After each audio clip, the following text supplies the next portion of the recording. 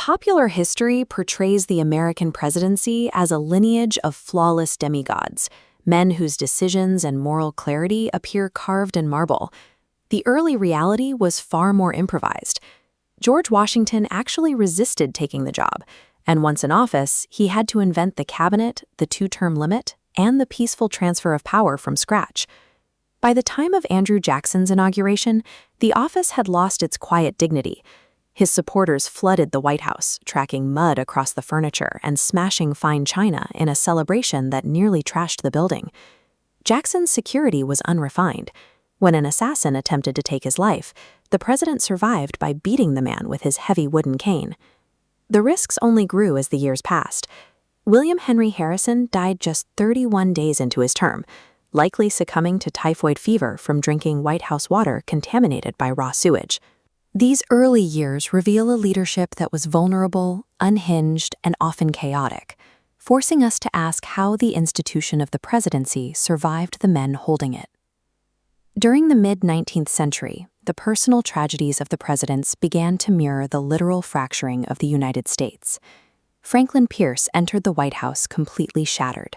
Just weeks before his inauguration, he watched his young son die in a gruesome train accident, leading him to rely on alcohol as the nation spiraled toward civil war. His successor, James Buchanan, faced the secession crisis with total psychological paralysis.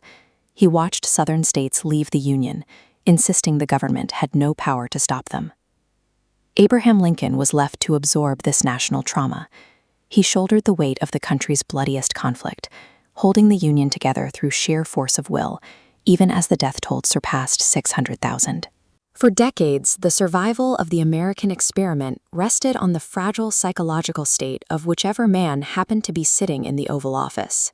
After the war, rapid economic expansion transformed the presidency into a magnet for systemic greed. Ulysses S. Grant found his administration derailed by his own appointees. While Grant remained popular, his inner circle spent their time aggressively lining their pockets with cash from government scandals. This culture of political favors eventually turned violent. James A. Garfield was shot in the back and killed by an angry citizen who felt he was personally owed a government job. By the 1920s, Warren G. Harding occupied the office. Despite his dignified appearance, he openly admitted he was unfit for the role. His cronies exploited this weakness to orchestrate the Teapot Dome scandal, using the presidency to facilitate one of the most corrupt eras in the country's history.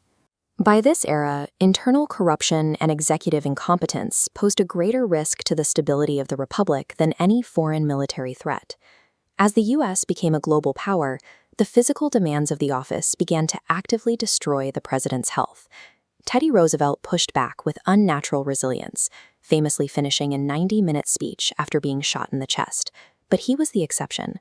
Woodrow Wilson's term ended in profound vulnerability. After a massive stroke, his wife secretly took over the daily operations of the executive branch to hide his incapacity from the public. Richard Nixon's presidency shifted the threat from physical health to a calculated subversion of the office itself during the Watergate cover-up. The subsequent scandal forced the first-ever presidential resignation and permanently changed how the American public viewed the inherent trust of the office. While the presidency had survived physical illness and hidden medical crises, Nixon's term proved the institution was most vulnerable to deliberate moral rot. Even through assassinations, rampant scandals, and personal breakdowns, the core engine of the United States never actually stopped running. This graph shows the chaotic timeline of executive scandals compared to the nation's growth. Wealth, territory, and influence continued to expand exponentially, moving upward regardless of the crisis in the Oval Office. The reality of American history is a messy, human saga, where grand strategic design is often sidelined by impulse and personal failure. Despite the frailty of its leaders, the nation executed monumental feats like the Apollo program, successfully placing humans on the moon. This resilience allowed the nation to maintain its momentum even when leadership faltered, eventually outlasting authoritarian rivals as the Cold War reached its end.